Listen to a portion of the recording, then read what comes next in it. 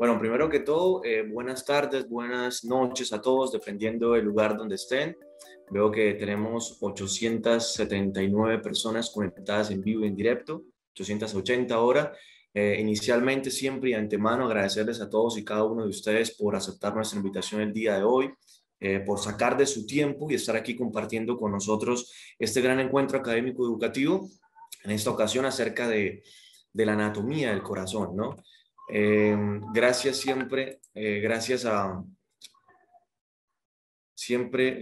al Grupo CTO Colombia, digamos que por hacer esto posible, por brindarnos este espacio, por esta licencia de la sala, por permitir hacer estos encuentros académicos educativos con todos ustedes. Así que nada, siempre esperemos que todo lo que hagamos sea de gran utilidad para todos ustedes, para sus procesos de aprendizaje académico, para que salven muchas vidas, para que se enfrenten a algún examen en algún momento de sus vidas y puedan acertarlo positivamente. ¿Ok? Muchachos, vean, entonces digamos que la idea es, primero que todo, bueno, no sé cómo lo prefieren, a ver, lo estoy leyendo aquí en los comentarios. Primero hacemos la charla y después les cuento una experiencia que viví hace unos días atrás, que probablemente los va a hacer sentir identificados y los va a motivar, o primero les cuento la experiencia y después hacemos la charla. ¿Cómo prefieren? A ver, primero la charla, dicen por ahí, primero la charla. Ok, entonces listo, está hecho. Primero charla y después experiencia. Así que, no siendo más, empecemos, presten mucha atención, vamos a ir fluyendo despacito para que todos podamos entender y esperemos que nuevamente les sea de gran utilidad. Entonces, el tema propuesto para el día de hoy es anatomía del corazón.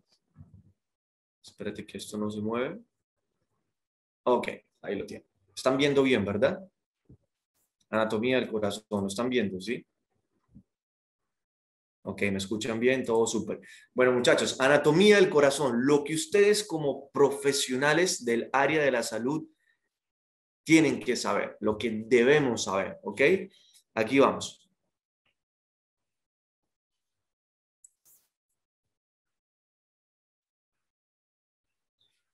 Entonces, esta primera diapositiva, digamos que es mi propuesta, digamos, desde el punto de vista del orden cronológico de la charla, del orden de cómo voy a explicar las cosas que a mi forma de ver considero que va a ser productivo para el proceso de aprendizaje académico de todos y cada uno de ustedes. Primero que todo, definición. ¿Sí? Vamos a hablar de la definición del corazón. Segundo, su función. ¿Qué función tiene el corazón? Tercero, ubicación anatómica del corazón. Cuarto, configuración anatómica externa. Quinto, configuración anatómica interna. O sea, vamos a ir hablando del corazón de afuera hacia adentro. Sexto, circulación cardíaca, ¿ok?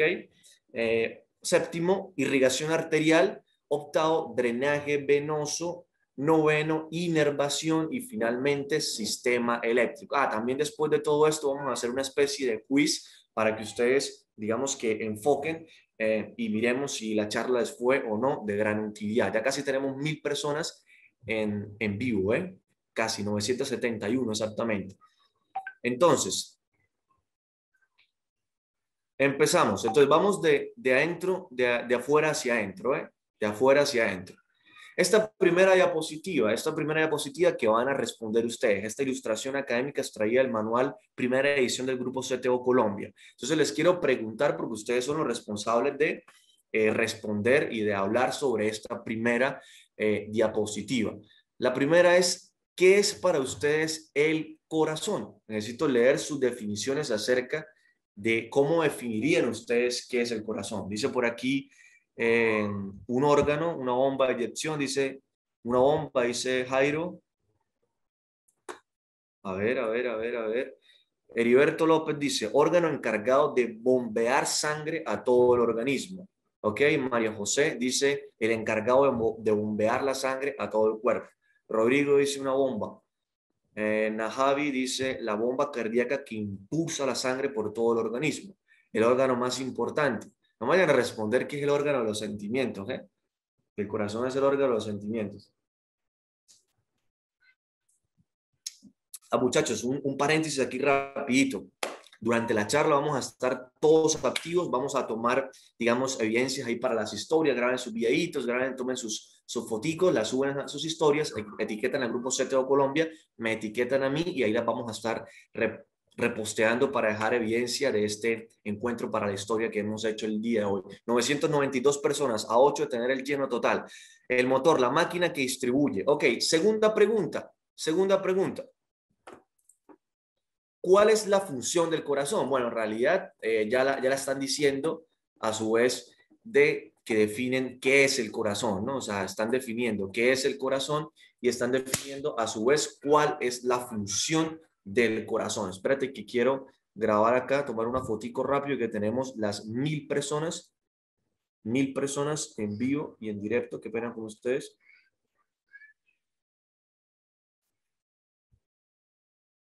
Ya vamos, muchachos, discúlpenme, perdónenme la vida. Ya vamos a empezar. Lleno total de la sala, 1000 personas en vivo y en directo. Aquí están todos respondiendo esta pregunta de la primera diapositiva del streaming de la clase en vivo y en directo. Mira toda esta gente, todo este montonón de estudiantes, de médicos respondiendo y compartiendo conocimientos aquí junto al grupo CTO Colombia y este humilde servidor. Bien, muchachos, ahora sí. Vamos, aquí vamos. Entonces, si ustedes me preguntan a mí y sin necesidad de leerlo, digamos, de buscar una definición, yo diría que el corazón es el principal órgano del sistema cardiovascular. Como ustedes lo dicen, es una bomba, un órgano muscular de un tamaño un poco más grande que el puño de la mano, que se encarga de bombear la sangre, exactamente como ustedes lo acaban de decir, y distribuirla por toda la economía del cuerpo humano con la idea de satisfacer las necesidades metabólicas, nutricionales y de oxígeno de las billones de células que conforman todos los órganos y tejidos del cuerpo humano. De esta manera definiría yo qué es para mí el corazón y qué función tiene el corazón. Entonces, partiendo de ese concepto básico, continuamos. Y lo segundo es hablar acerca de la ubicación anatómica del corazón. Entonces, ¿qué sucede? Siempre que hablamos de la ubicación anatómica del corazón, recordamos el famoso concepto del mediastino. Mira esa estructura que está acá representada de color verde. El mediastino es una zona central, digamos, ubicada en la cavidad torácica, que está en medio o dividiendo ambas cavidades pleurales. Miren, cavidad pleural izquierda, cavidad pleural derecha, y ahí ven el mediastino en el centro. Digamos que es como una zona imaginaria, tridimensional. Y en esta zona, digamos que encontramos estructuras anatómicas importantes, como son el corazón, el saco pericárdico, la glándula del timo, y pasan también estructuras importantes como son el esófago, el conducto torácico, también estructuras nerviosas del sistema nervioso que son supremamente importantes, y digamos que con fines académicos, educativos, prácticos, se han dividido en dos grandes regiones, que son el mediastino superior, chequenlo acá, que corresponde o comprende desde la abertura torácica, ¿sí?, hasta el nivel del disco intervertebral de la cuarta y quinta vértebra torácica. Y el mediastino medio, que sería desde el nivel del disco intervertebral de la cuarta y quinta vértebra torácica hasta el nivel del diafragma. A su vez, el mediastino inferior se subdivide en mediastino anterior, mediastino medio y mediastino posterior. El mediastino anterior, como lo pueden ver acá, es el espacio comprendido entre la cara posterior del cuerpo del esternón, ¿sí?, y el borde anterior del saco pericárdico. El mediastino medio es la zona central de la cavidad torácica, donde está el corazón, el saco pericárdico y todas las estructuras que están adentro del corazón. Y el mediastino posterior correspondería desde el borde posterior del saco pericárdico hasta los cuerpos vertebrales de la columna vertebral. ¿Ok?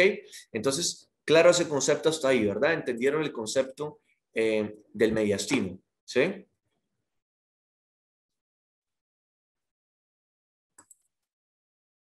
Sí, entendieron. Ok. De tal manera que podemos decir con toda seguridad y certeza, los estudiantes del CTO, todos nosotros podemos decir con seguridad y certeza que el corazón, cuando nos pregunten, hey, digamos, Julie García, ¿Dónde está ubicado el corazón? Entonces usted se para y dice, no, profe, mire, el corazón está ubicado en la cavidad torácica retroesternalmente, ¿qué significa? Detrás del esternón, en el mediastino medio. Es una forma bastante decente, bastante educada de definir la ubicación anatómica del corazón, ¿sí? Si queremos ser un poquitico más pro, más capos, más cracks, miren esta diapositiva extraído de un libro de anatomía para electrofisiólogos, anatomía para grandes, como decía el profe que me la compartió. Y este libro decía que el corazón es un órgano mediastínico, específicamente localizado en el mediastino medio, como ya lo dijimos, ubicado detrás del esternón, o sea, retroesternalmente, aproximadamente 2/3 a la izquierda y 1/3 a la derecha, como lo están viendo acá, donde les estoy señalando. ¿Sí? Ubicado claramente entre los pulmones, y el corazón está más cerca de la parte frontal o de la pared anterior del tórax que de la parte posterior. Entonces, una forma más pro o más completa de definir la ubicación anatómica sería esta que les acabo de compartir en esta diapositiva, ¿vale? Ahora, empezamos a hablar de la configuración anatómica externa del corazón, como les dije anteriormente, de lo que viene siendo de afuera para adentro. Y una de las estructuras, digamos, que tiene gran protagonismo en la configuración anatómica externa del corazón es el pericardio, ¿verdad? Sabemos que el pericardio se podría decir que es un saco fibroceroso que rodea el corazón, ¿sí? Y rodea el corazón, como lo pueden ver acá, pero también rodea digamos que a la raíz de los grandes vasos que salen del corazón. Y este pericardio está dividido o está compuesto por dos capas principalmente, ¿sí? Y o dos compartimientos, un pericardio fibroso, que es la capa más externa, representada de color blanco, mírenlo acá, pericardio fibroso, mírenlo, chequenlo acá, que es la capa o la capa que es rígida, resistente, de tejido conectivo resistente, ¿sí? Y posteriormente vamos a encontrar, o interior a ella, o en profundidad, vamos a encontrar el pericardio seroso. Y este pericardio se caracteriza porque es más fino. Y a su vez, el pericardio está formado por dos partes o dos compartimientos, que son la capa o la lámina parietal y la capa o la lámina visceral, también llamada como epicardio. Entonces, chequen que la capa parietal del pericardio seroso es la que está inmediatamente en profundidad y en contacto con el pericardio fibroso. Sí, posterior a esta capa vendría la capa o lámina visceral, que es el epicardio, que es la que como tal está en contacto íntimo con el miocardio, con la pared del corazón, el que está cubriendo directamente o íntimamente la pared del corazón. Y entre las capas o láminas parietal y visceral vamos a encontrar un espacio que se le conoce como cavidad pericárdica, en donde hay líquido pericárdico. La función de este líquido pericárdico es como proveerle un ambiente al corazón, digamos que libre de fricciones, para que éste se pueda contraer libremente en su proceso normal fisiológico de contracción. Para reforzar el concepto del pericardio, mírenlo acá, si hacemos un corte o ampliamos esta imagen del pericardio, vamos a ver que la capa más externa es el pericardio fibroso. Ahí lo están viendo. Capa más externa es el pericardio fibroso, ¿verdad? Posteriormente vamos a encontrar el pericardio seroso, que es todo esto, que a su vez se divide en dos capas o dos láminas. La lámina parietal o capa parietal, chequenla acá de color rojo, que es la que está inmediatamente en contacto con el pericardio fibroso. Posteriormente vamos a encontrar la lámina visceral del pericardio seroso. Y entre la lámina o capa parietal y visceral vamos a encontrar la cavidad pericárdica, donde hay líquido pericárdico. ¿Ok? Ok, esto es lo mismo para reforzar el concepto. Lo mismo, miren, pericardio fibroso representado de color azul, la capa más externa, ¿bien? Y el pericardio seroso, que se divide en la lámina o capa parietal o la lámina o capa visceral, que es el mismo epicardio. Entonces necesito que me confirmen si entendieron el concepto. ¿Entendieron el concepto del pericardio o no? ¿Sí lo entendieron o no, muchachos? Para continuar.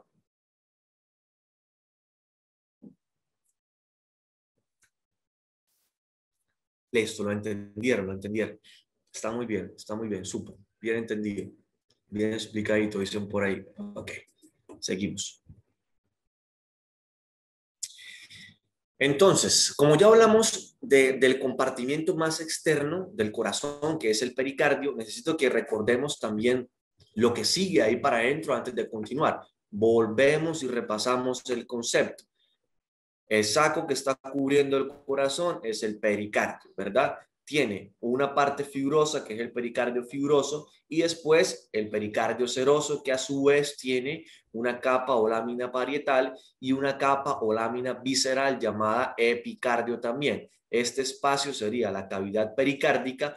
Posteriormente, en profundidad, encontraríamos el miocardio, que es el músculo del corazón, y finalmente la capa más interna que está directamente en contacto con la sangre sería el endocardio. Entonces, claro, los diferentes compartimientos que tiene el corazón. ¿Ok? Para reforzar el concepto, entonces el pericardio fibroso, digamos que es una bolsa en forma de cono que chequen que su base la tiene en el diafragma y el vértice del pericardio se continúa con la adventicia de los grandes vasos que salen del corazón, como lo veremos más a continuación, más adelante. Entonces recuerda que este pericardio tiene unas inserciones, por ejemplo, en la pared inferior se inserta en el centro tendinoso del diafragma a través del famoso ligamento pericardiofrénico y también anteriormente se une a la superficie posterior del esternón a través de los ligamentos esternopericárdicos.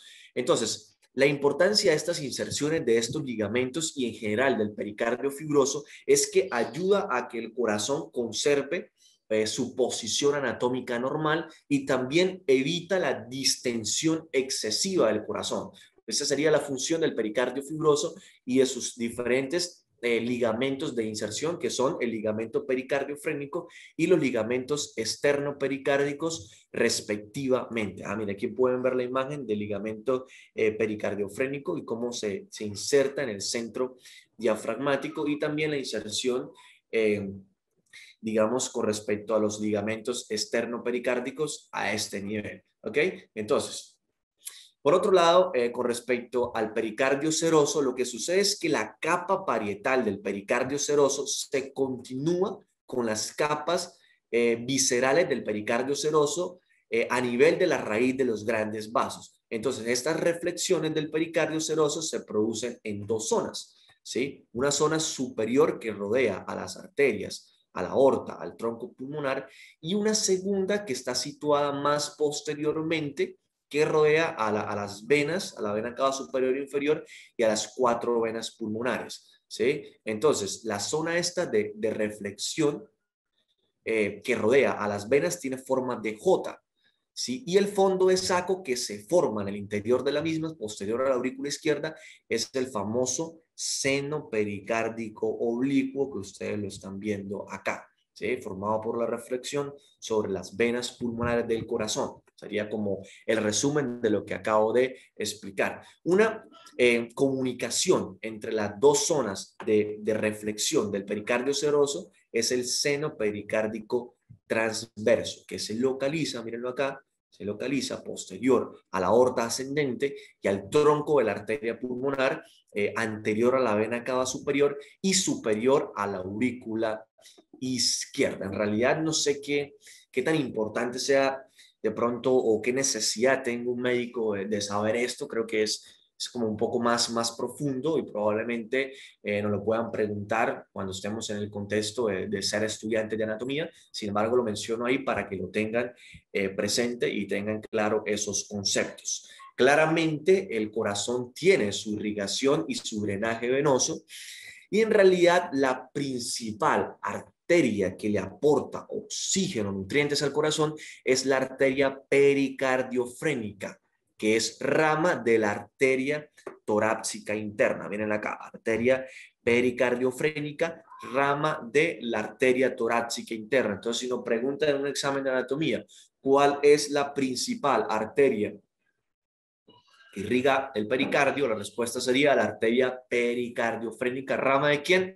De la arteria torácica interna. Sin embargo, El pericardio también recibe irrigación parcialmente, se podría decir, por otras fuentes.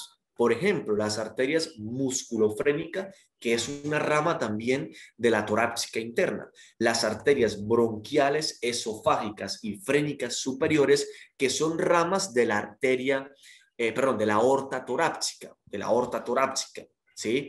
Incluso las arterias coronarias, miren que irrigan la lámina visceral del pericardio seroso. Ojito a ese dato, súper bonito. Entonces, las arterias coronarias también irrigan el pericardio. ¿Pero qué parte del pericardio irrigan? Irrigan la lámina visceral del pericardio seroso. Muy bonito el concepto, ¿eh? El drenaje venoso del pericardio está a cargo ¿de quién? Lo mismo, la vena pericardiofrénica, que es tributaria principalmente de lo que viene siendo las venas brachiocefálicas, pero también podría ser tributario de las venas torácicas internas. Entonces, a tener claro el concepto de la irrigación y el drenaje venoso del corazón. Y la inervación del pericardio proviene de diferentes fuentes, que son los nervios vagos, los troncos simpáticos, los nervios frénicos desde los niveles cervicales de C3 a C5, o sea, C3, C4 y C5, que son la fuente principal de fibras sensitivas, o sea, los responsables del dolor, de la sensibilidad somática. Y chequen este dato al final, el dolor asociado a una alteración pericárdica puede ser referido a la región supraclavicular del hombro o del área lateral del cuello en los dermatomas de los segmentos de la médula espinal C3, C4 y C5. Entonces, recordamos, la inervación del pericardio proviene de diferentes fuentes, nervios vagos, troncos simpáticos y los nervios frénicos desde los niveles cervicales C3 a C5, que son la fuente principal de fibras sensitivas, ¿ok? Entonces ya hablamos del pericardio, de su anatomía, de su configuración anatómica, de la irrigación, del drenaje venoso y de la inervación de esta estructura que es bastante importante en la anatomía del corazón.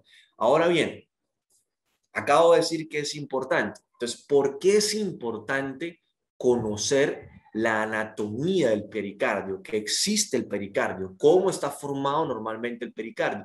¿Cómo funciona el pericardio? ¿Cuál es la irrigación, la inervación, el drenaje venoso? ¿Por qué es importante esto? Porque tenemos que conocer qué es lo normal para saber y entender qué es lo anormal. Es decir, tenemos que conocer la fisiología, la anatomía para poder entender la fisiopatología. ¿Ok? Entonces, ¿por qué es importante? Pues porque el pericardio también se enferma, muchachos. Mírenlo ahí, enfermedades del pericardio, pericarditis, derrame pericárdico, taponamiento cardíaco, pericarditis crónica constrictiva. Entonces, miren la importancia y el enfoque clínico de esto. Y esta diapositiva la extraigo desde el manual, primera edición de CTO Colombia en la preparación para las residencias médicas aquí en Colombia, para que chequen lo bonito de la, digamos, de la academia de alta calidad que hace CTO, ¿no? Y también aprovechando ese espacio para animarlos fuertemente a que se preparen con CTO. Entonces, miren cómo CTO en sus manuales te pinta el tema. O sea, que si yo pudiera escribir un libro de esto, tuviera la capacidad, yo lo escribiría así. Es mi forma de ver la medicina.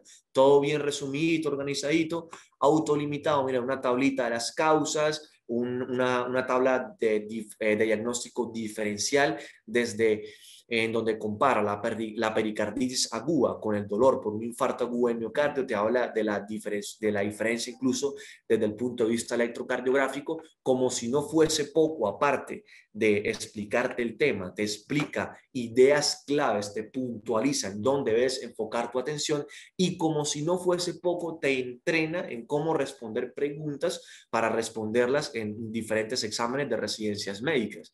Te explica la respuesta correcta, como lo ven acá, y aparte te explica el por qué.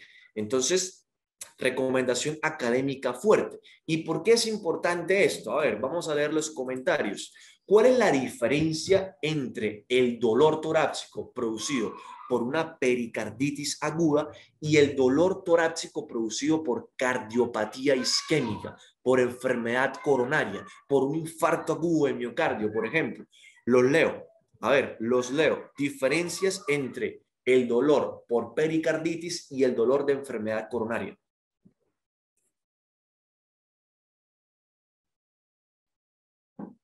Diferencias, muchachos. A ver qué saben ustedes, qué creen, qué han leído, no importa. Aquí estamos todos para aprender. Mira, mira, mira, mira. Dolor constrictivo en el infarto agudo de miocardio, dice Elizabeth. La opresión, enfermedad coronaria por disnea, dice Fátima. Ajá, sería la presión, pregunta Génesis, ¿ok? Evolución de la sintomatología, epa, dice Lester, ¿eh? Buena esa. Localización del dolor, dice Trinidad. Presión arterial, imagino que esté A, dice Yajaira. Una opresivo, dice María Fernanda. Pericarditis, hay un dolor postural. Ojito a eso, lo que dice José. María José dice pericarditis, dolor. En el infarto de miocardio hay sensación de muerte inminente, el tipo de dolor, hipertensión. Miren, muchachos, la respuesta también te la tiene el grupo CTO Colombia en su manual. Tiene una tabla de la mayor parte de enfermedades en donde tienes que enfocar tu atención en el diagnóstico diferencial de dolor torácico. Te muestra todos los diagnósticos diferenciales de dolor torácico de origen coronario con respecto a los demás. Entonces, miren la diferencia. Miren la diferencia.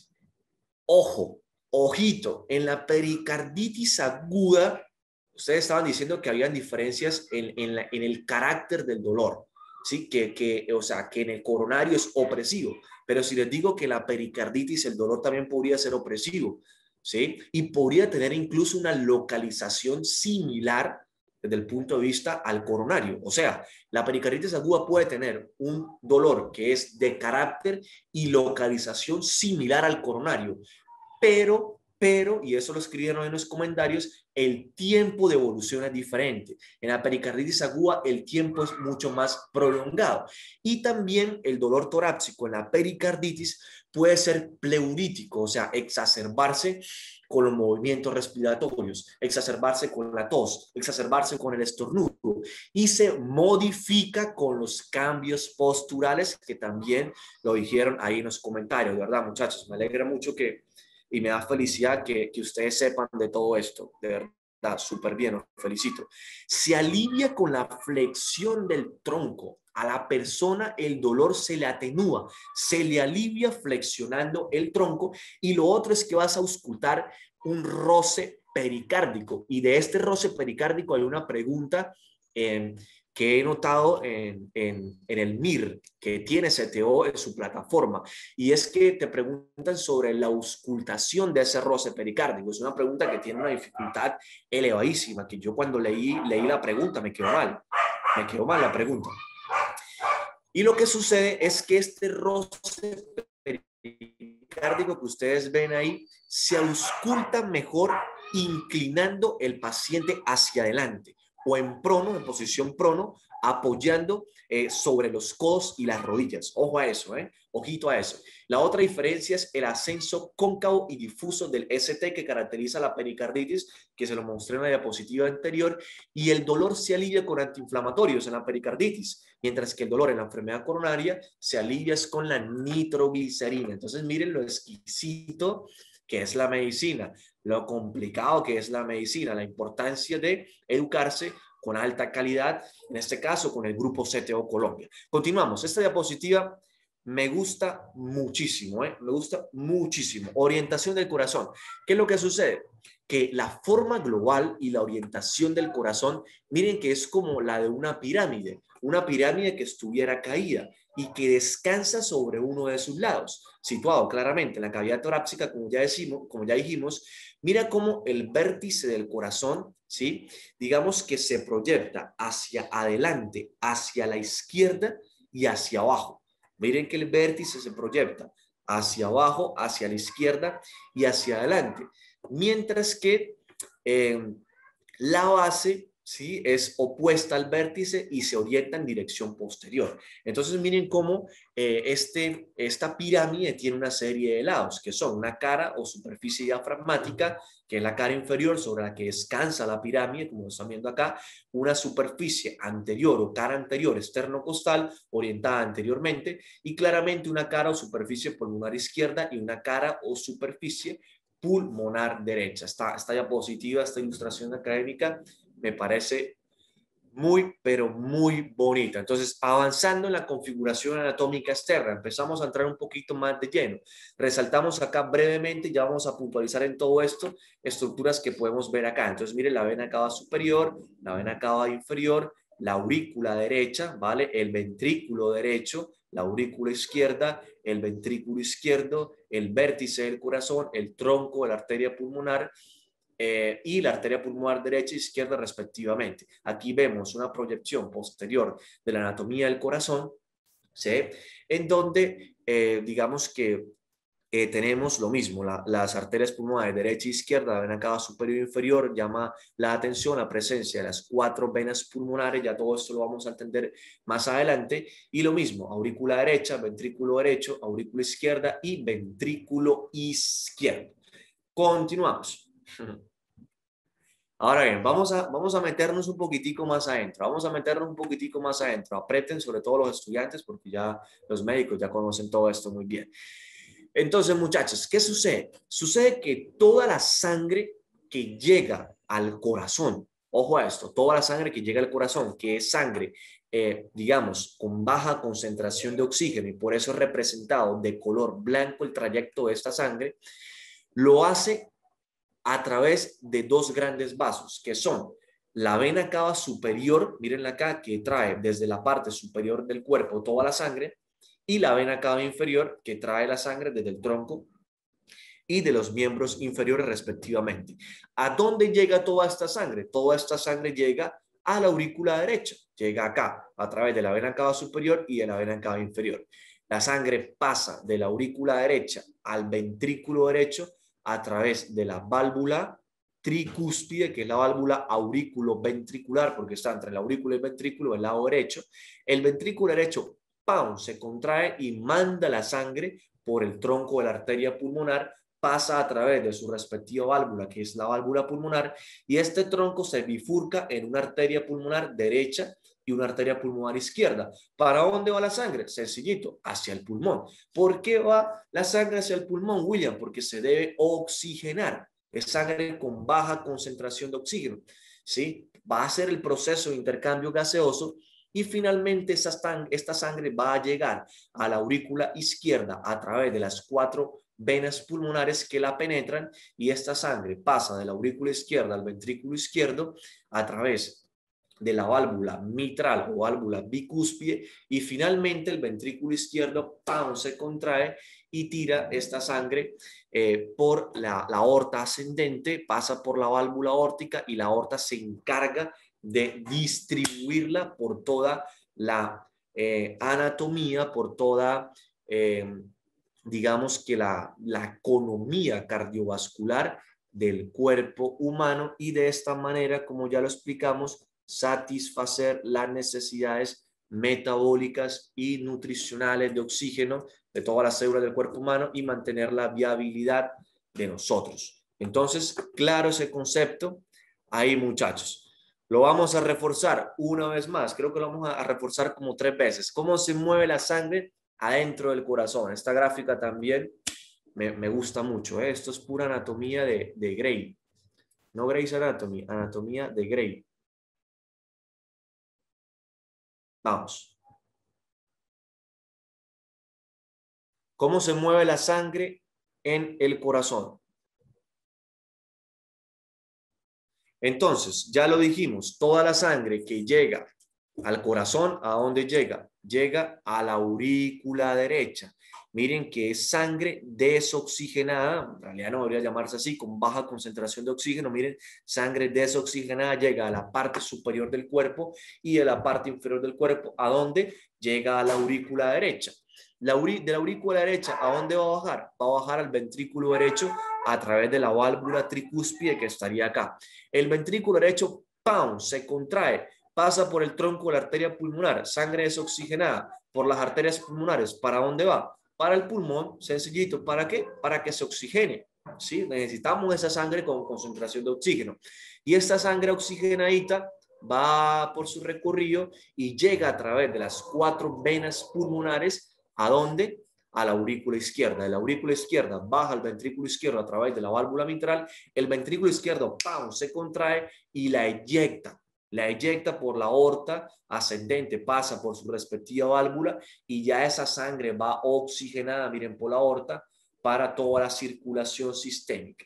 Bien, entonces, claro, ese concepto ahí lo reforzamos una vez más. Miren, muchachos, sencillo. Llega la sangre por las cavas superior e inferior, aurícula derecha, pasa al ventrículo derecho a través de la válvula tricúspide, el ventrículo derecho se contrae, válvula pulmonar, tronco, la arteria pulmonar derecha e izquierda, va para dónde? Para el pulmón, se oxigena. Desde el pulmón, miren cómo entra por las 4 venas pulmonares, entró a la aurícula izquierda, bajó al ventrículo izquierdo a través de la válvula mitral, el ventrículo izquierdo se contrae y la eyecta por la aorta ascendente para distribuirla por toda la economía del cuerpo humano. Confírmenme si entendieron el concepto de cómo se mueve la sangre a través del corazón.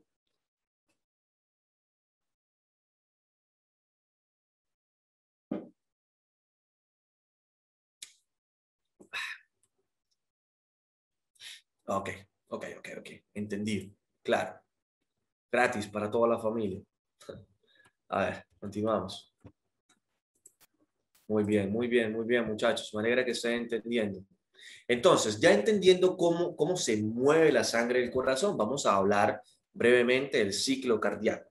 Y miren que siempre que mencionamos ciclo cardíaco, recordamos las palabras de sístole y diástole. Entonces, recuerda, la sístole es el periodo del ciclo cardíaco en el que el ventrículo se contrae. Sístole es contracción ventricular. Por tanto, la sístole ocurre desde que se cierran las válvulas auriculoventriculares, o sea, la válvula mitral y tricúspide, y este cierre de las válvulas auriculoventriculares, esta mitral y tricúspide, es la responsable del primer ruido cardíaco que nosotros auscultamos con el fonendoscopio, el famoso loop que escuchamos. El loop es producto del cierre de las válvulas auriculoventriculares. ¿Ok? Entonces, la sístole ocurre desde que se cierran las válvulas auriculoventriculares hasta que lo hacen las válvulas sigmoideas o válvulas semilunares, que son la válvula aórtica y pulmonar respectivamente. Y el cierre de las válvulas semilunares es la responsable del segundo ruido cardíaco, o sea, del loop-dub. El loop-dub. Loop, cierre de válvulas auriculoventriculares, tricúspide y mitral, y el dub es el cierre de la válvula aórtica y pulmonar respectivamente. Sucede que durante este periodo ocurre la eyección ventricular y desde que se cierran las válvulas auriculoventriculares hasta que se abren las válvulas semilunares, el volumen de sangre dentro de los ventrículos no varía. A esto se le conoce como periodo de contracción isovolumétrica. Cuando la presión que hay dentro, ¿dónde está el cursor que no lo veo? La presión que hay dentro de los ventrículos supera la presión de la aorta y de la arteria pulmonar, se va a abrir respectivamente cada una de estas válvulas, ¿sí? Y comienza el periodo de eyección ventricular. Van a eyectar la sangre hacia arriba, que en principio es muy rápido y luego es algo más lento, ¿sí? Y acuérdate que en condiciones fisiológicas normales, la válvula aórtica se abre después que la pulmonar, pero se cierra antes que esta. Entonces, a tener claro estos conceptos. Y también recuerda que la sístole coincide con la onda T del trazado del trazado electrocardiográfico. Por otro lado, la diástole, que es el otro concepto,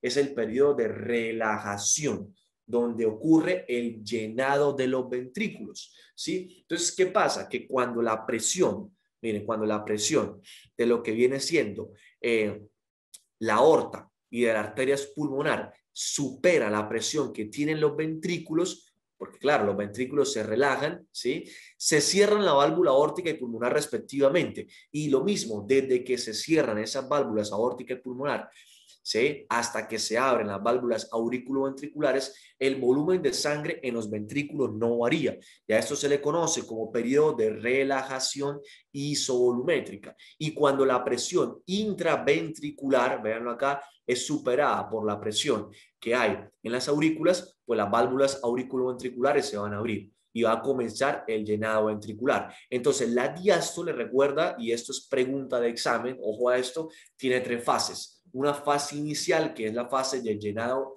rápido, que coincide con el S3 a la auscultación del corazón, y ese ruido se produce por el jip que produce la sangre cuando pasa la válvula mitral y golpea el ventrículo izquierdo. Recuerda que escuchar un S3, o sea, el tercer ruido cardíaco, escucharlo a la auscultación, podría considerarse fisiológico en condiciones como, por ejemplo, el embarazo, fiebre, digamos, en los atletas durante el ejercicio, pero digamos que en ausencia de estas condiciones, escuchar un S3, un tercer ruido cardíaco, te debe hacer pensar en probable insuficiencia cardíaca, ¿ok? Entonces, la fase inicial es de llenado rápido que coincide con el S3. La segunda fase es una fase de llenado lento y la tercera fase, que es la fase final o telediástole, digamos que en esta fase se produce una contracción auricular u onda P del electrocardiograma y esta fase última telediástole coincide con el S4,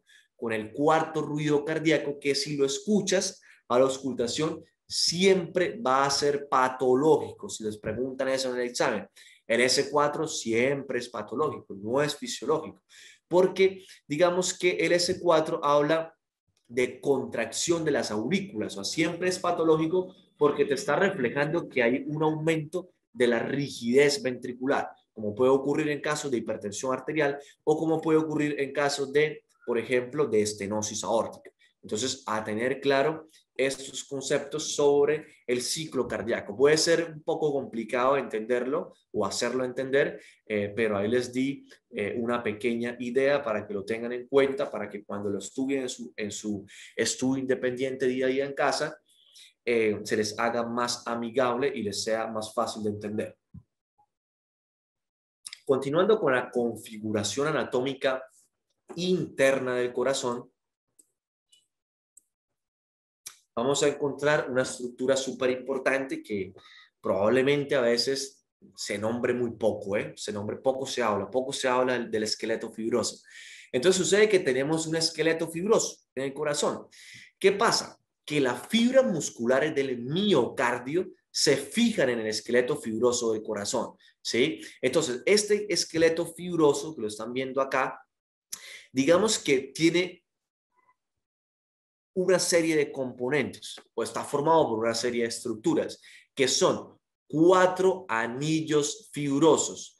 Mírenlo, 1, 2, 3 y 4, que son 4 anillos fibrosos que están rodeando a las 4 válvulas del corazón. Entonces, el anillo fibroso de la válvula mitral, el anillo fibroso de la válvula tricúspide, el anillo fibroso de la válvula aórtica y el anillo fibroso de la válvula pulmonar, ¿sí? A veces a estos de las válvulas semilunares o sigmoideas se le conocen como coronas, pero es lo mismo, hace referencia a los anillos del corazón, ¿sí? Entonces, volvemos y lo repetimos, el esqueleto fibroso, ¿vale? El esqueleto fibroso está formado o está constituido primero que todo por 4 anillos fibrosos, 4 anillos fibrosos que rodean las 4 válvulas del corazón. Pero no solo esto es el esqueleto fibroso. Aparte de eso está formado por 2 trígonos. Mírenlo acá. Trígono fibroso izquierdo y trígono fibroso derecho. Que en realidad los trígonos vean que se forman por la conexión entre los anillos. Mire, este trígono se formó por esta conexión y este trígono se formó por esta conexión. Sencillito. Y también el esqueleto fibroso está formado por las porciones membranosas de los tabiques interauricular, interventricular y auriculoventricular. Entonces, ¿cuál es la importancia de este esqueleto fibroso? Es supremamente importante. Miren, mantiene la permeabilidad de los orificios de las diferentes válvulas. De cada una de las válvulas, el esqueleto fibroso es uno de los implicados en mantener la permeabilidad de estas estructuras, ¿sí? Lo otro, proporciona inserción para válvulas y cúspides de las diferentes válvulas, como lo veremos más adelante. Tercero, proporciona inserción para el miocardio, ¿sí? Y lo otro es que forma un aislante eléctrico al separar los impulsos desde las aurículas y los ventrículos. Entonces, miren la importancia de este esqueleto fibroso, de los componentes que tienen y de las funciones que tienen en la anatomía del corazón. Entonces, habiendo resaltado esto, vamos a empezar a hablar ahora de cada una de las cámaras del corazón, es decir, de las aurículas y de los ventrículos. Entonces, recuerda que las aurículas se les conocen como cavidades de recepción, ¿sí? Y tenemos la primera de ellas, que es la aurícula derecha, ¿verdad? Entonces, la aurícula derecha en realidad forma el borde derecho del corazón y, como ya vimos, recibe la sangre de la vena cava superior, de la vena cava inferior y de esta estructura que se le conoce como seno coronario, que es esta misma que están viendo acá a este nivel, ¿ok? Entonces, ¿qué sucede? ¿Qué estructuras tiene el interior de la aurícula derecha? ¿Sí? Entonces, hay algo que se llama seno de las venas cavas, que es todo esto que ven acá, que en realidad hace referencia como a la desembocadura de estas estructuras venosas vasculares. ¿Sí? Sencillito. Lo otro, miren que tiene una pared bien rugosa de músculo, una pared muscular bien rugosita ahí, que está formada por los famosos músculos pectinados. Los músculos pectinados son los músculos de las aurículas, ¿vale? Y claramente también va a tener un orificio aurículo-ventricular porque necesitamos que la sangre pase desde la aurícula al ventrículo. Eso está muy sencillo, ¿eh? También vemos el orificio del seno coronario, que es digamos, un tronco venoso que recibe la mayor parte del drenaje del corazón, como lo veremos más adelante, de todas las venas cardíacas. Y vemos esta estructura súper importante que es el famoso fosa o foramen oval, que marca la localización del agujero oval. Vamos a preguntarle aquí al chat a ustedes qué recuerdan sobre qué es el foramen, el agujero oval. ¿Qué es el agujero oval? ¿Vale? ¿Qué es el agujero oval? ¿Qué recuerdan sobre eso?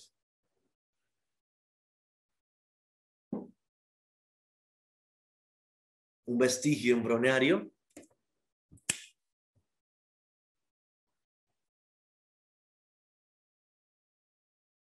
Aquí le estamos preguntando a todos los colegas que están en la transmisión en vivo, en la clase, en el streaming por Zoom junto al Grupo CTO Colombia, cuál es la importancia de esta estructura llamada fosa oval, que es un remanente del famoso agujero oval, una estructura embrionaria. Le estamos preguntando aquí a todos los colegas la importancia de esta estructura para la circulación fetal. Miren cómo todos participan activamente.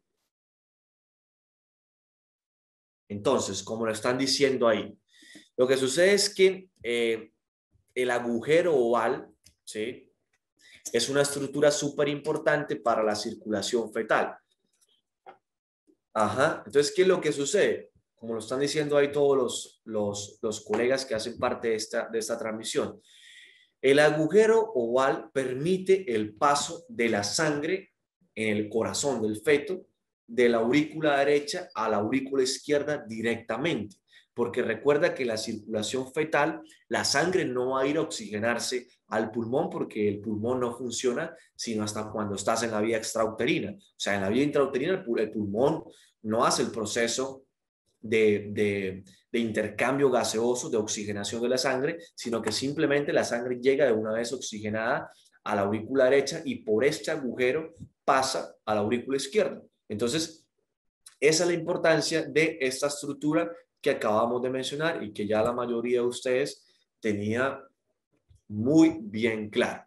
Miren, aquí lo mismo, aurícula derecha. Esto que están viendo acá es el seno coronario, la válvula del seno coronario, que también se le conoce como válvula de Tevesio. Aquí están viendo la fosa oval, chequenlo ahí, la fosa oval, en la imagen señalada por el número 8, seno coronario 9, la 10 sería la desembocadura de la vena cava inferior y 11 hace referencia en general a la aurícula derecha. Entonces, a tener claro estas estructuras anatómicas de la aurícula derecha. Y pasamos a la cavidad de eyección del hemicardio derecho o del lado derecho del corazón, que es el ventrículo derecho, que forma la mayor porción de la cara anterior del corazón y forma una pequeña parte de la cara diafragmática y casi la totalidad del borde inferior del corazón.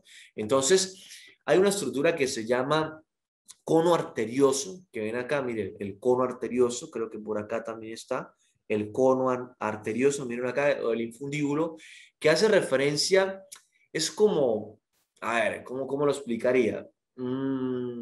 Es como un infundíbulo que está conduciendo hacia el tronco de la arteria pulmonar. Vamos a encontrar claramente el orificio aurículo ventricular derecho, está al nivel de la válvula tricúspide, ¿sí?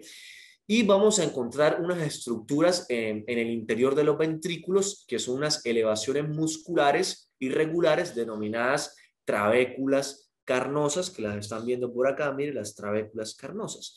La mayoría de estas trabéculas carnosas se unen a las paredes del ventrículo a lo largo de toda su longitud, pero sucede que alguna de estas trabéculas carnosas, que son los famosos músculos papilares, como lo están viendo acá, en esta parte de la ilustración académica, y miren cómo estos músculos papilares lo que hacen es que tienen uno de sus extremos unidos a la superficie del ventrículo, mientras que otro se une, el otro extremo sirve de inserción de estos cordones fibrosos que parecieran como un tendón, que se le conocen como cuerdas tendinosas, que es otra estructura que hace parte del ventrículo derecho, ¿verdad? Que conectan con los bordes libres de la cúspide de la válvula tricúspide. Entonces, cúspide de la válvula tricúspide, cuerdas tendinosas, músculo papilar y pared del miocardio. Entonces, claro, ese concepto hasta ahí, muchachos. Entonces, digamos que existen diferentes tipos de músculos papilares que se denominan según su punto de origen. Entonces, hay un músculo papilar anterior, vamos a ver dónde lo encontramos, sería este que está acá. Este músculo papilar anterior generalmente es el mayor y más constante de los músculos papilares y nace en la pared anterior del ventrículo, por eso recibe su nombre y por eso lo están viendo ahí. Hay un músculo papilar posterior, chequenlo acá, que puede estar formado por una, dos o tres estructuras y algunas cuerdas tendinosas que nacen directamente desde la pared del ventrículo. Hay un músculo papilar que se le conoce como septal, que es este que están viendo ustedes acá, que es el más inconstante en realidad al compararlo con los otros músculos papilares. Es pequeño, digamos que podría incluso estar ausente, ¿sí? Y hay una trabécula singular especializada llamada trabécula septomarginal, ¿sí? Que forma un puente entre miren acá, forma un puente entre la parte inferior del tabique interventricular y la base del músculo papilar anterior. Entonces, para que tengan en cuenta, músculo papilar anterior, posterior, septal, músculo, la trabécula septolagrimal también, a tenerla en cuenta. Y recuerda que son trabéculas carnosas y a las trabéculas que se insertan, sí, que tienen relación anatómica con las cuerdas tendinosas y las cúspides, se le conoce como músculos papilares. Entonces, hablamos de la aurícula derecha, del ventrículo derecho, ahora hablemos de las válvulas que tiene el lado derecho del corazón, ¿sí? Son las que se están viendo acá. La válvula tricúspide, ¿por qué se llama así? Sencillo, porque está formado por tres cúspides, que son la cúspide anterior, posterior y septal. ¿Sí? Clarito está ahí. Cúspide anterior, miren acá, cúspide anterior, posterior y septal, por eso se le conoce como válvula tricúspide. Sí, acuérdate que la base de cada cúspide, como ya lo vimos, está unida al anillo fibroso que rodea el orificio auriculoventricular, que es el que mantiene la permeabilidad de esta estructura. ¿Sí? Y los bordes libres de cada cúspide se insertan en las cuerdas tendinosas que nacen de los músculos papilares. Eso también lo acabo de mencionar en la diapositiva inmediatamente anterior. Por otro lado, tenemos esta estructura que es la válvula pulmonar, ¿sí? Y miren cómo esta válvula pulmonar, digamos que tiene tres valvas cuyos bordes libres se proyectan hacia arriba, ¿no? Hacia la luz del tronco de la arteria pulmonar. Entonces, digamos que estas estructuras tienen un nódulo de la válvula semilunar, que es como como le dijera, como una porción media engrosada, ¿sí? Y tiene una porción lateral que ya es más fina en comparación con el nódulo, que se le conoce como la lúnula de la válvula semilunar, ¿sí? Y a su vez tiene tres valvas, que son la valva derecha, anterior e izquierda, que son las que constituyen o forman la válvula de la arteria pulmonar. Importante que cada válvula de estas tiene como una especie de seno en forma de bolsillo, que es el que se le conoce como senos pulmonares. Miren, unos senitos, unos bolsillos que se forman ahí, que se le conocen como senos pulmonares. Entonces, hasta acá hablamos de la aurícula derecha, del ventrículo derecho y de las válvulas que están en la parte derecha del corazón, que serían la válvula tricúspide, que es esta, y la válvula pulmonar, que sería esta que están viendo acá. Ahora pasamos al hemicardio izquierdo o la parte izquierda del corazón y encontramos a su cavidad receptora, que sería la aurícula izquierda. Entonces la aurícula izquierda forma la mayor parte de la base o cara posterior del corazón, ¿sí? Entonces, ¿qué estructuras están en el interior de la aurícula izquierda?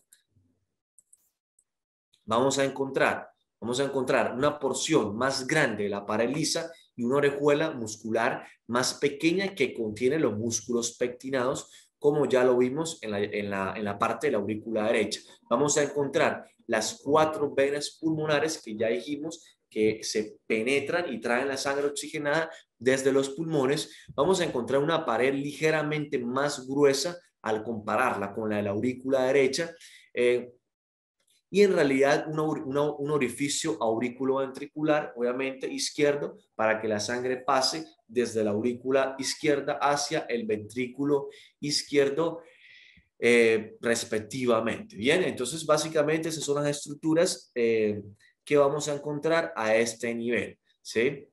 Ahora bien, pasamos a la siguiente diapositiva, que sería la del ventrículo izquierdo. Entonces vemos que el ventrículo izquierdo forma la capa o la cara anterior diafragmática pulmonar izquierda del corazón y también forma el vértice del corazón. Sí, miren que el ventrículo izquierdo tiene como una forma cónica, como el cono, que claramente es más larga, ¿sí? Y obviamente el miocardio es mucho más grueso en comparación con el ventrículo derecho. Las trabéculas carnosas también están presentes allí. En general son finas y delicadas, y el aspecto general de las trabéculas en realidad es similar a la del ventrículo derecho. Hay también músculos papilares junto con sus respectivas cuerdas tendinosas, eso no cambia. Y el tabique interventricular, chequen que tiene 2 porciones. Tiene una porción o una parte muscular, mire, porción, por aquí está, tabique interventricular, porción muscular que está acá, y tiene una porción membranosa. La porción muscular es gruesa y forma la mayor parte del tabique, y la porción membranosa es la parte más fina y superior de este tabique interventricular. ¿Qué válvulas vamos a encontrar en el lado izquierdo del corazón? Vamos a encontrar la válvula mitral y la válvula aórtica respectivamente. Entonces la válvula mitral, que es esta que están viendo acá, o válvula auriculoventricular izquierda, ¿sí? Digamos que está formada por 3 valvas. Perdón, me estoy equivocando. Válvula auricular izquierda, válvula bicúspide, tiene 2 valvas, que son la valva anterior y la válvula posterior, ¿sí? Y el mismo concepto, las bases de estas válvulas están fijas a un anillo fibroso que rodea el agujero, y estas válvulas se continúan una con la otra en las comisuras. Por otro lado, tenemos la válvula aórtica, que tiene una estructura que en realidad es similar al compararla con la pulmonar, y está formada por 3 valvas semilunares, ¿sí? Entonces, que son la valva derecha, izquierda y posterior. Y recuerden que, digamos que este es el origen de las arterias coronarias. O sea, la arteria coronaria derecha se origina del seno coronario, de la aorta ascendente, y la arteria coronaria izquierda se origina del seno coronario de la arteria coronaria izquierda. Hay un seno aórtico, seno aórtico, perdón, o también seno coronario se le puede decir, y hay un seno aórtico posterior y su valva en ocasiones se le denominan senos y válvulas no coronarios porque de ahí no se origina ninguna de las arterias del corazón. Entonces, en conclusión, el origen de las arterias del corazón son de la aorta ascendente, específicamente ¿de dónde? Del seno aórtico derecho sale la arteria aórtica derecha, la arteria coronaria derecha, perdón, y el seno aórtico izquierdo va a salir la arteria coronaria izquierda respectivamente. ¿Ok, muchachos? Lo mismo, la importancia de conocer las valvulopatías del corazón, las válvulas del corazón, es que las válvulas también se enferman. De tal manera que vamos a encontrar también diferentes valvulopatías, que es uno de los temas que tiene el manual primera edición del Grupo CTO Colombia en su respectiva preparación para las residencias médicas aquí en mi país. Entonces, habiendo hablado de las cámaras, de toda la estructura anatómica del corazón, vamos a hablar de la irrigación del corazón, porque el corazón, así como cualquier órgano del cuerpo humano, debe recibir su irrigación para mantenerse vivo. Si bien es cierto que el corazón, digamos que es el encargado de bombear y distribuir la sangre a todo el cuerpo humano, él también recibe su irrigación y lo hace a partir de esta imagen del manual de CTO, que son las arterias coronarias derecha y la arteria coronaria izquierda. Ya vimos que el origen de las arterias coronarias son los senos aórticos derecho e izquierdo, que están inmediatamente por encima de la válvula aórtica en la aorta ascendente. Entonces, la arteria coronaria derecha se origina del seno aórtico derecho de la aorta ascendente. Vuelvo y lo repito. Y miren cómo esta arteria coronaria derecha me va a dar, en primer lugar, una rama para el nódulo sinusal. Miren acá, que la están viendo acá a este nivel. Me da también una rama para el nódulo auriculoventricular. Me da una arteria o rama marginal derecha, que es esta que están viendo acá. Y en la proyección posterior vemos como la coronaria derecha va a dar la arteria interventricular o descendente posterior cuando es dominancia derecha, que es lo que tiene la mayor parte de la población a nivel mundial. O sea, dominancia derecha hace referencia a que es la coronaria derecha la que da la descendente o interventricular posterior y al menos una rama posterolateral. ¿Listo? De tal manera que la arteria coronaria derecha se va a cargar de irrigar lo que viene siendo la aurícula derecha, la mayor parte del ventrículo derecho, ¿verdad? Parte del ventrículo izquierdo, en realidad la cara diafragmática, o sea, la cara anterior, perdón, inferior, posterior y lateral del ventrículo izquierdo, va a irrigar el nódulo sinusal y el nódulo auriculoventricular y también irriga el tercio posterior del tabique interventricular, ¿ok?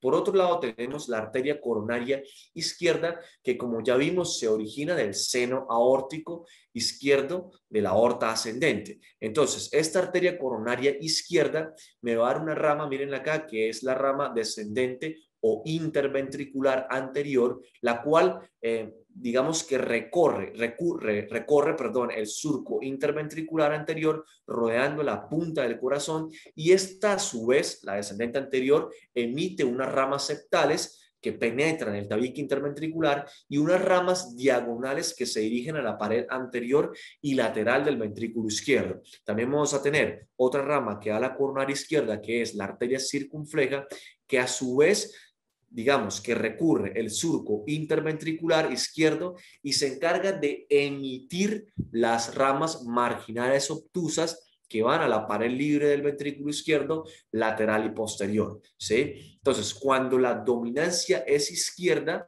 ojo a este concepto que en promedio lo tiene el 7% de la población, es la arteria circunfleja la que da la arteria descendente o interventricular posterior y todas las ramas posterolaterales. ¿Ok?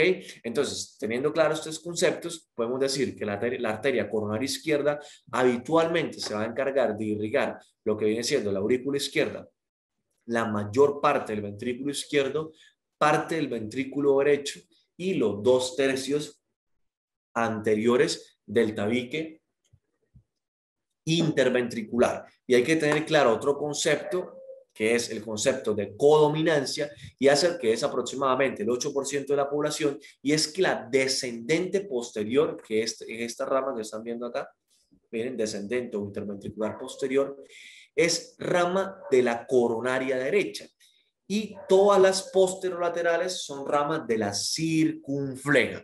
Entonces, ¿qué es lo que pasa? Que digamos que en esta irrigación del corazón hay una serie de variantes anatómicas que las personas pueden, digamos, presentar. Ya les dije, dominancia derecha, dominancia izquierda, codominancia. Por ejemplo, normalmente la rama para el nódulo sinusal la da la coronaria derecha, pero hay una parte de la población que es rama de la coronaria izquierda. Entonces, ya si ustedes quieren tener claro todas estas variantes anatómicas en la circulación, los animo fuertemente a que lo hagan en su estudio independiente, y aquí les dejo una tablita que les puse, propuesta por la anatomía de Moore, el libro texto de la anatomía de Moore, ¿ok? Entonces, importantísimo esto. Y claramente el corazón también tiene su respectivo drenaje venoso.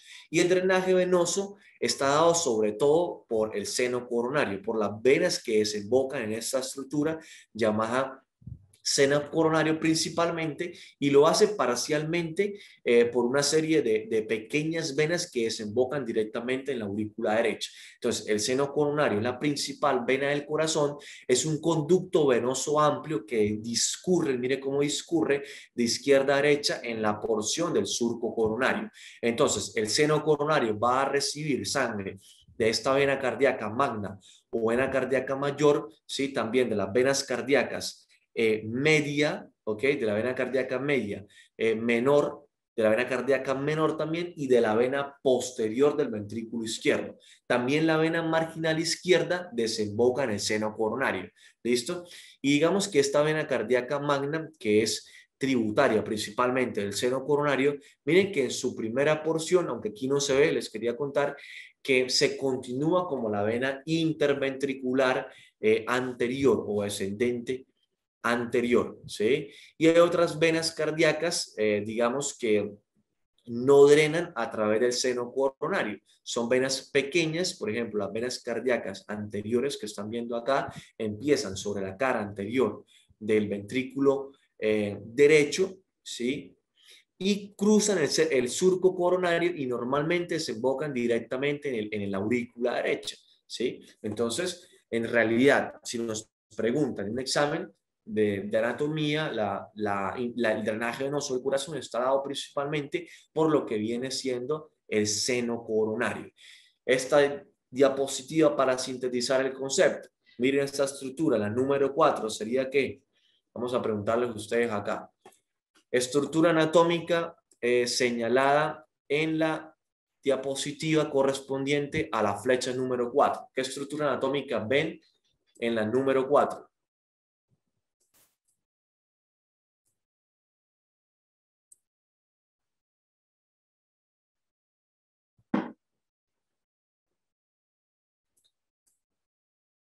Estructura anatómica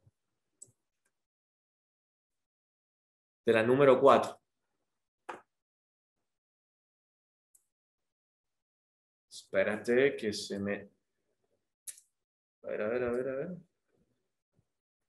Estructura anatómica. Me cargan los comentarios.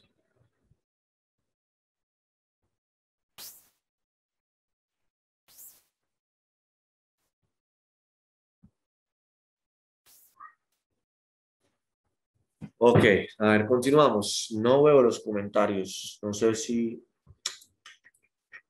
Vale, entonces.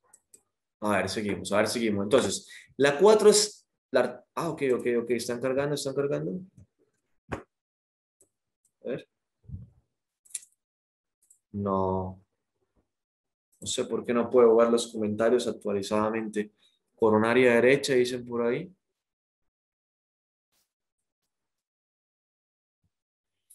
A ver, entonces, ¿qué estructura? Ya los estoy viendo. ¿Qué estructura es la número 4? Claramente es la arteria coronaria derecha. Mírenla ahí. Ahí la están viendo, la coronaria derecha. Bien. Ahora, ¿qué estructura es la número 6?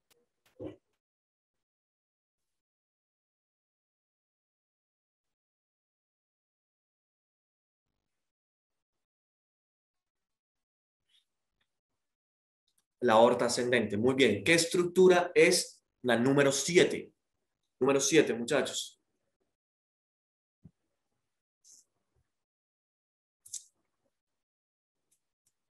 Cábano es. Ajá, ok, ok. Tronco pulmonar, claramente. Tronco pulmonar. Entonces, al momento vamos. La 4 es la coronaria derecha. La 6 es la aorta ascendente. La 7 es el tronco pulmonar. ¿Qué estructura es la número 18? 18.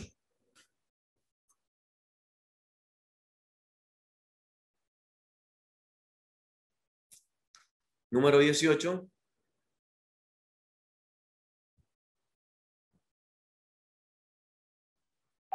Ok, ahí están diciendo algunos descendente anterior, coronaria izquierda. En realidad la respuesta es coronaria izquierda, porque la descendente anterior es la 8. Mire, la 8. Coronaria izquierda, descendente anterior es la 8. ¿Vale? Entonces, claros ahí. Qué estructura es la número 12? Número 12, número 12. ¿Qué estructura es? Seno coronario, seno coronario. Bien, bien, bien, vamos. ¿Qué estructura es la estructura anatómica señalada en la número 20? Número 20.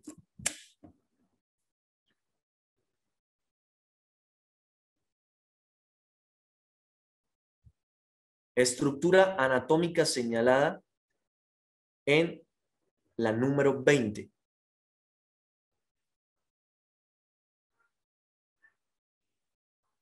Vena magna, vena magna.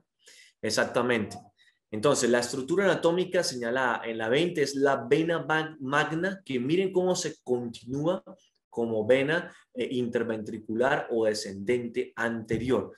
Capaz también podría ser en realidad la vena descendente o interventricular anterior, ¿no? Pero probablemente es la vena magna. Si vena magna que se continúa como vena descendente o interventricular anterior. Muy bien, muchachos. Muy bien, muy bien, muy bien. Felicitaciones a todos los que están participando activamente en los comentarios. Muchas gracias por la interacción.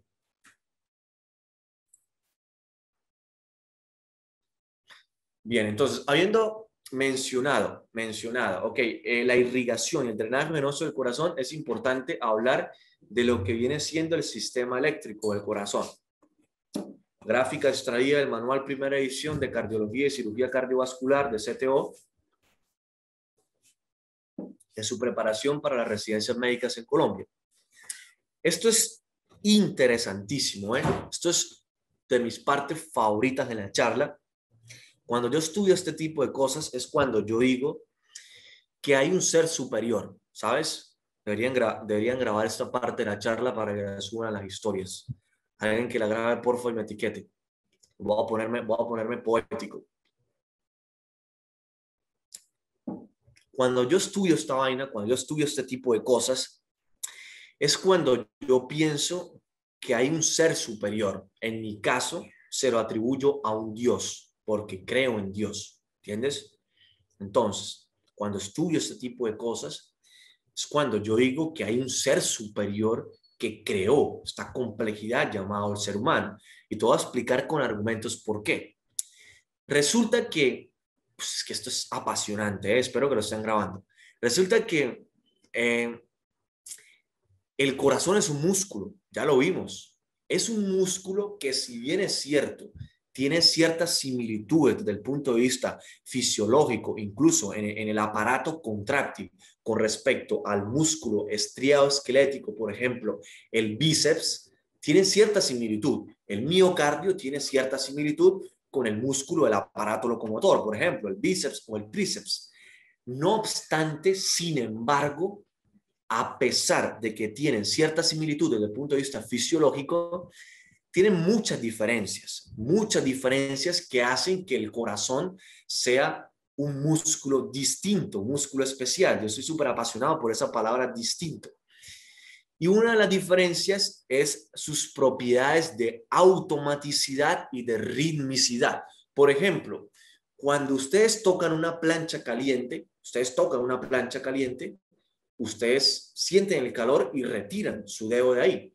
Para que ustedes contraigan el bíceps y retiren ese dedo del estímulo de calor que te está quemando, digamos que para la contracción de ese músculo, esa contracción depende de estímulos nerviosos que vienen desde el sistema nervioso central, a través de todos estos nervios.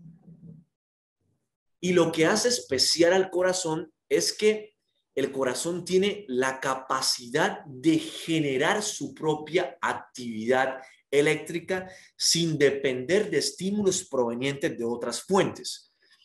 Y ustedes me preguntarán, bueno, William, ¿y dónde queda el sistema nervioso autónomo a través de la división simpática y parasimpática, que son nervios que llegan al corazón? Sí, mi querido amigo, estás en lo cierto. El corazón tiene su inervación, pero estos nervios regulan la frecuencia cardíaca, más no la inician. Eso es perfecto. O sea, yo flipé, como dicen los españoles, yo me sorprendí, me excité, me ericé cuando leí esto, que no es normal. O sea, esto es explicado por un ser superior. Esto no es normal. O sea, y analiza esto. Analiza que esta propiedad de automaticidad es la que hace posible el trasplante de corazón. Sin esto, ni porque hubiese toda la ciencia del mundo, ni porque estuvieran los mejores cirujanos cardiovasculares experimentados, el trasplante de corazón pudiese ser una realidad. Ustedes han visto estas cajas en donde meten el corazón cuando lo van a trasplantar. Corazón lo ponen ahí, le conservan la irrigación, lo ponen en un ambiente adecuado y el corazón sigue contrayéndose. Se contrae. ¿Por qué? Porque es que el corazón tiene la capacidad de generar su propia actividad eléctrica, genera sus propios impulsos eléctricos, no depende de estímulos provenientes de otras fuentes. Y esto lo hace gracias a su propiedad de automaticidad que hace posible el sistema eléctrico del corazón. Entonces, ¿dónde inicia todo esto? Todo esto inicia en el nódulo sinusal. El nódulo sinusal es una estructura, digamos, situada anterolateralmente, justamente profundo al epicardio, en la unión de la vena cava superior y la aurícula derecha, y eso en realidad es un acúmulo de cardiomiocitos especializados y tejido conectivo fibroelástico asociado. Es el marcapaso del corazón, como su palabra lo dice, es el que marca el paso, el que es responsable de que en promedio nuestro corazón lata 70 veces por minuto. Claramente, este nódulo sinusal, está influenciado o estimulado por la división simpática y parasimpática del sistema nervioso autónomo, que regula la frecuencia cardíaca, pero más no la inicia. Y este concepto tiene que quedarnos claro en la mente. Les voy a poner el siguiente ejemplo. Estas son la división simpática y parasimpática del sistema nervioso autónomo. En condiciones fisiológicas normales de tranquilidad están en equilibrio.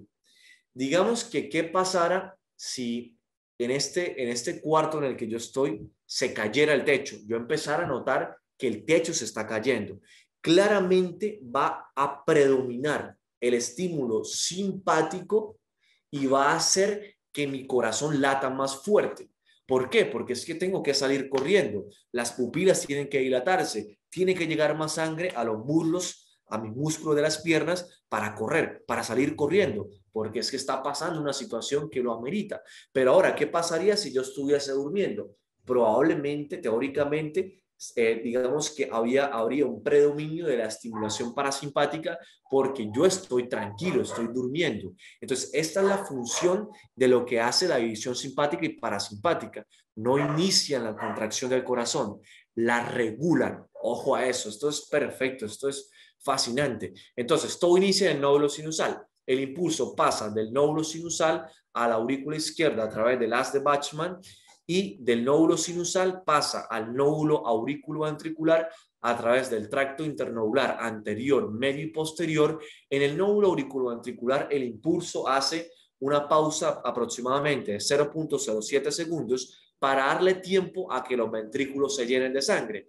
El impulso continúa su trayecto a través del haz de His, que miren que se ramifica y da dos ramas, que son la rama derecha del haz de His y la rama izquierda del haz de His respectivamente, que finalmente se van a continuar como fibras de Purkinje. Entonces, esto es las estructuras que hacen parte del sistema eléctrico de conducción. Esto hace que la aurícula se contraiga 1/6 de segundo antes que el ventrículo y hace que el corazón funcione como una especie de una única célula, como si fuese un sitio funcional, ¿vale? Esa es la importancia del sistema eléctrico del corazón, la automaticidad, la ritmicidad, donde esto no ocurriera así, fuera incompatible con la vida extrauterina. Y esto es la representación en GIF de lo que hace el sistema eléctrico del corazón. Empieza en neurosinusal, pasa de la aurícula derecha a la aurícula izquierda a través de la haz de Bachmann y de la aurícula del nódulo sinusal al nódulo auriculoventricular a través del tracto internodular anterior, medio y posterior, llega al nódulo auriculoventricular.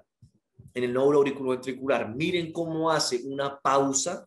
Miren, pam, paró, pam, paró, para darle tiempo a que los ventrículos se llenen. Es perfecto, ¿eh? Es perfecto, perfecto. Continúa por el haz de I, rama derecha e izquierda y se termina como fibra de Purkinje. Confírmenme en los comentarios si entendieron la explicación del sistema eléctrico del corazón, muchachos.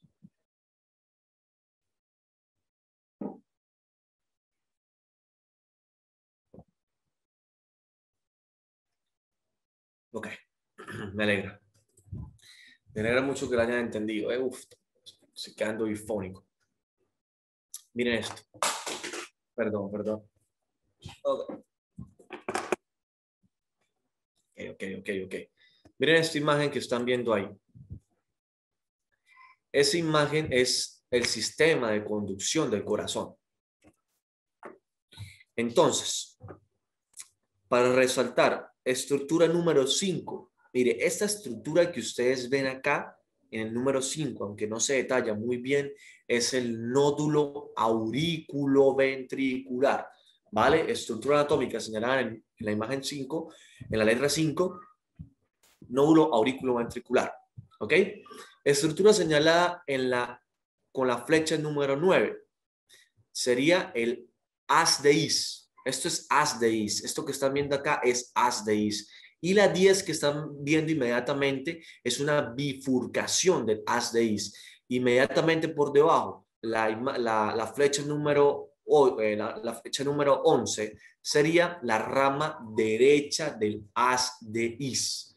Miren tan bonito como se ve. Aquí se ve un poquitico mejor en la imagen, en esta imagen, en esta ilustración. La 22, la estructura anatómica señalada con el número 22, corresponde a una ramificación de la rama izquierda del haz de Is. Miren esto es haz de Is.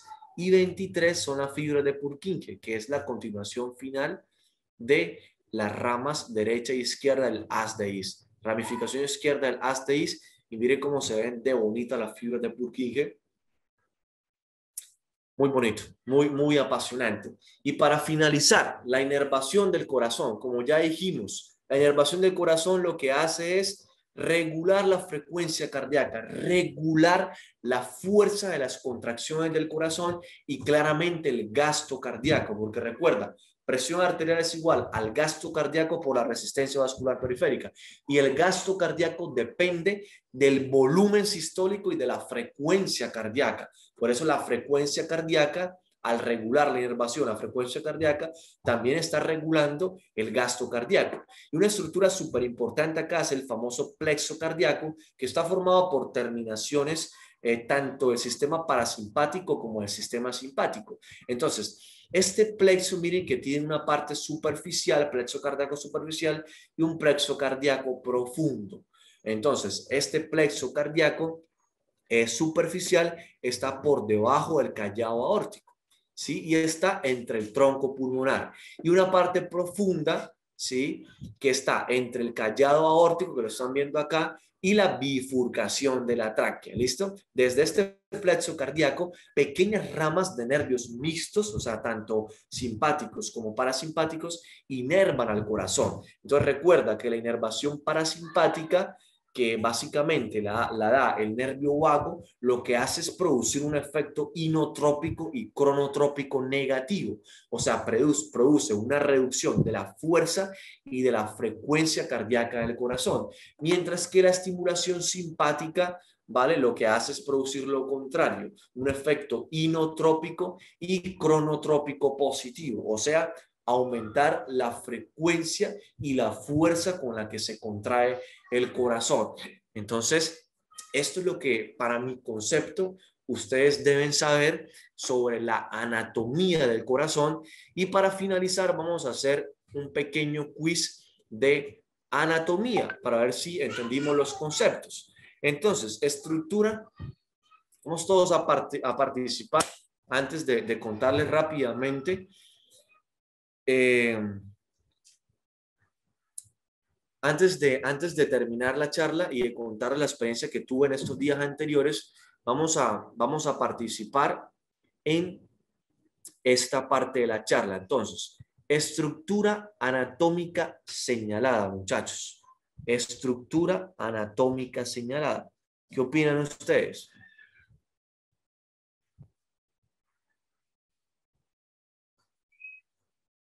Válvula mitral, válvula tricúspide. En fin, ¿cuál? ¿La válvula mitral o la válvula tricúspide?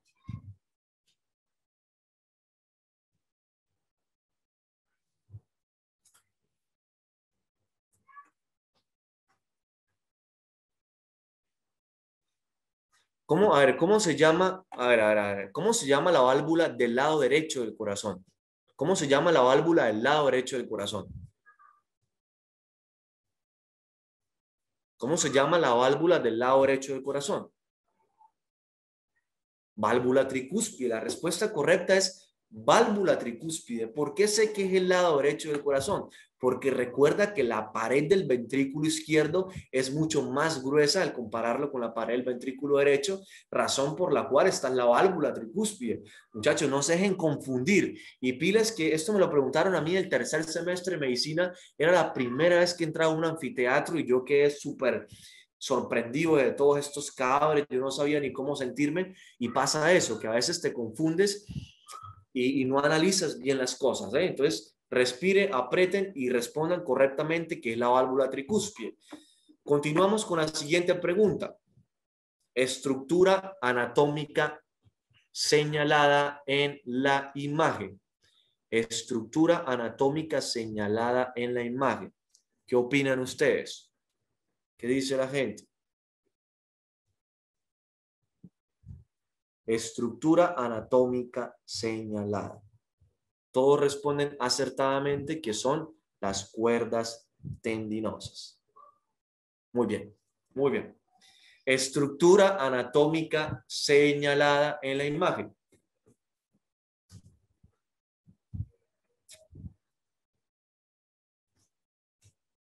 Músculos papilares, exactamente, muy bien. Van tres de cuatro, ¿eh? Bueno, aunque varios acertaron la primera pregunta. Estructura anatómica señalada en la imagen. No se pueden equivocar en esta, ¿eh? No se pueden equivocar en esta, ¿eh?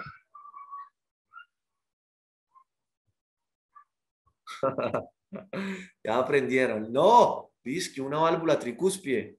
No, no, no, no, ¿cómo así? Válvula mitral, todos, sin derecho a equivocarse. Válvula mitral, del lado izquierdo, muchachos, auriculoventricular izquierda, miocardio grueso, válvula mitral, estructura anatómica señalada en la imagen.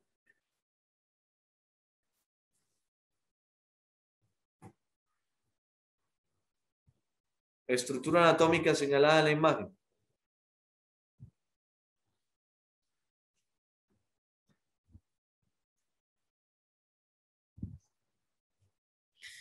Miocardio, ventrículo derecho, claramente. Estructura anatómica señalada en esta imagen.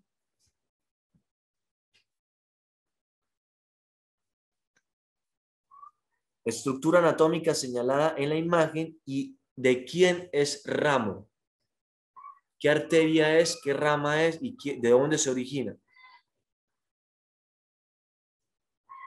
Estructura anatómica señalada en la imagen y de quién es ramo. A ver.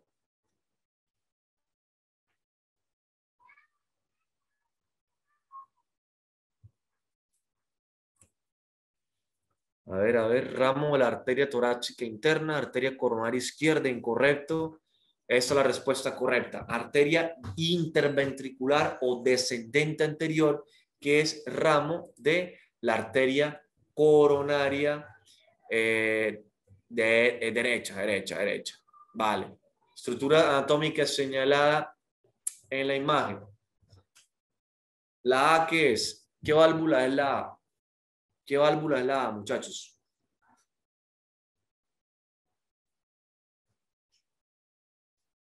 ¿Qué válvula es la A?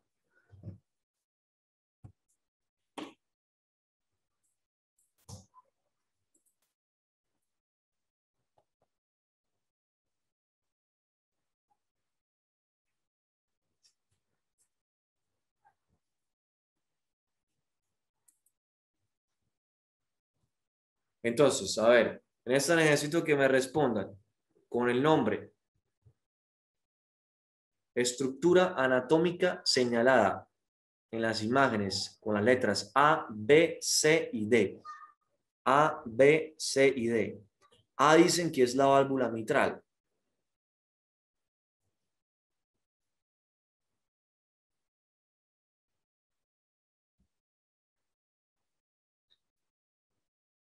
A es la válvula mitral. D es la tricúspide.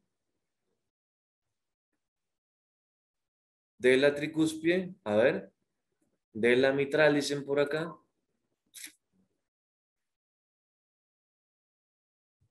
Vale, entonces, la respuesta correcta. La A es la válvula mitral.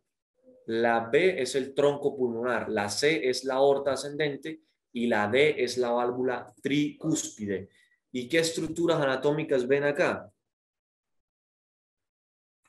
¿Qué estructuras anatómicas ven acá? Creo que se trabó el chat.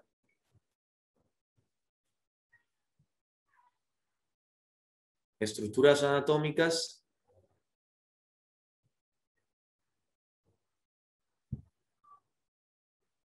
Venas pulmonares, todo responde acertadamente. Y finalmente, estructura anatómica señalada en la imagen.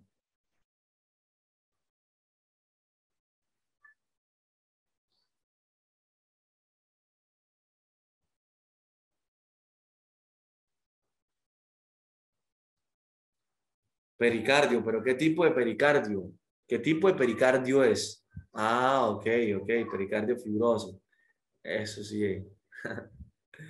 Bien, muchachos, nada, pues yo creo que hemos terminado. Creo que y espero que haya sido gran utilidad para todos ustedes.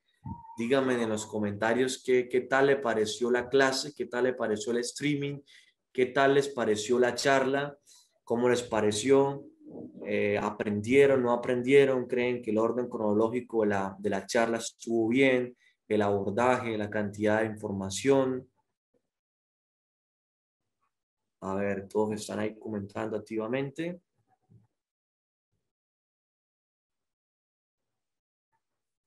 Me alegra que les haya gustado mucho, muchachos. Me alegra que les haya gustado mucho, de verdad. Espero que les sea siempre gran utilidad todo esto, que tengan claro todos estos conceptos de la anatomía del corazón, de qué es lo normal, para después entender qué es lo anormal. Y siempre junto al grupo CTO Colombia estamos intentando dar lo mejor por la academia, por la educación, para que sigamos compartiendo los conocimientos, para que nos hagamos el camino más fácil, eh, para que podamos lograr todos nuestros objetivos, ser felices y llegar a cumplir todos nuestros objetivos profesionales.